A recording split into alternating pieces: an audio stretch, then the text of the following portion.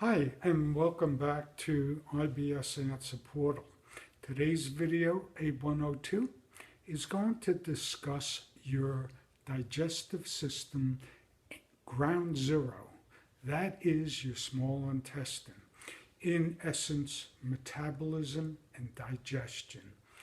This is what's causing your problems.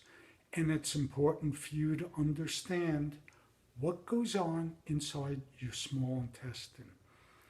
Under normal conditions, a person who does not have irritable bowel syndrome produces enough enzymes during each digestive stage to break down the foods and process the foods.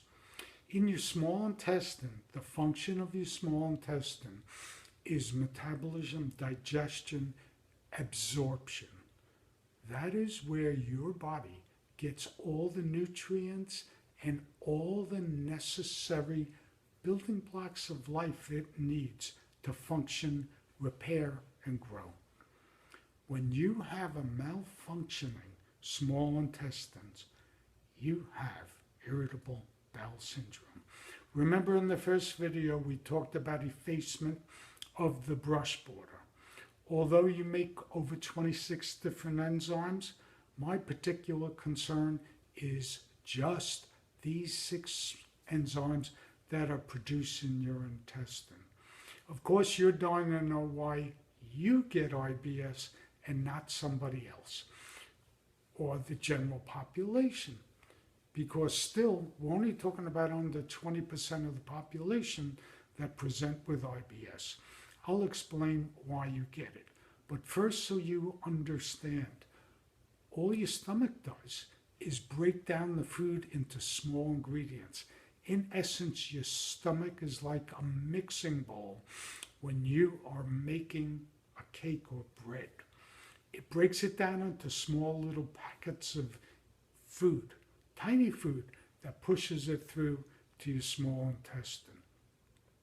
It is when it gets into your small intestines, it gets bathed in the necessary enzymes to break it down into simpler pieces of food.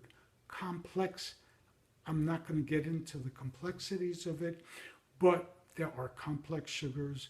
You break them apart and make more simple sugars out of it.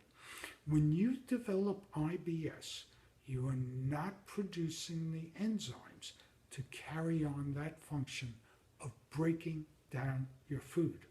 That is why you end up with gas, cramping, and bloating.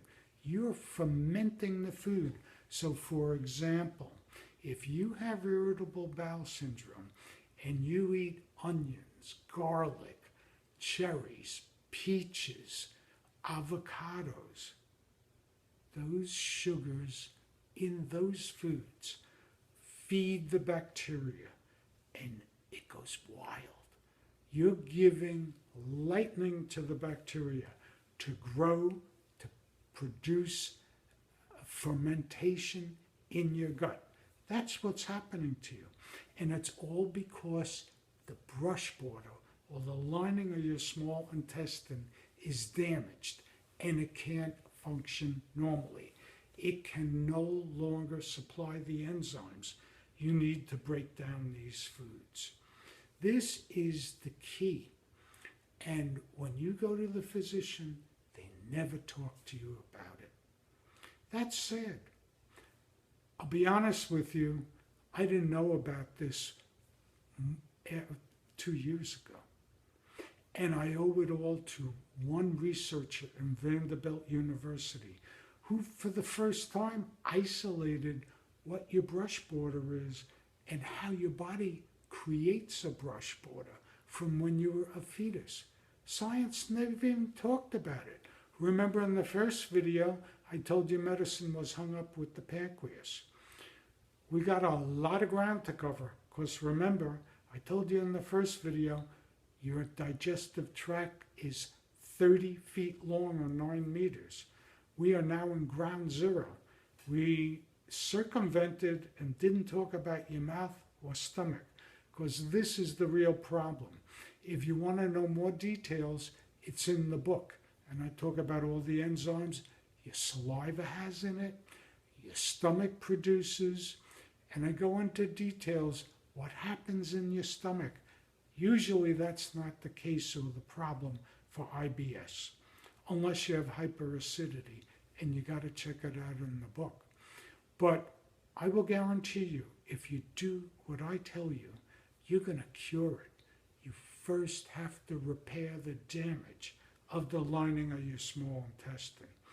And this program teaches you how to do it. And just like I explained to you the fracture of your arm, you have to do the same thing for your gut and allow your lining of your small intestine to heal. If you don't have the enzymes, you're not going to be able to break down and metabolize the food.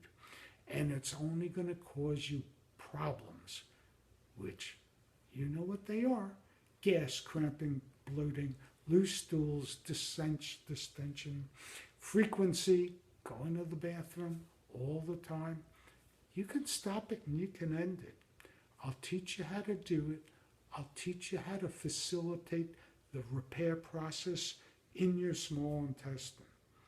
In the next video, we are going to talk about why you particularly developed IBS. And that, I'll give you a clue. It has to do with the same reason why not everybody develops all the diseases that exist out there. And in particular, people who have IBS, very interesting, usually have other disorders such as eczema, such as other autoimmune diseases. And the real interesting thing is people who have diabetes, 30% of them end up with small intestinal bacterial overgrowth.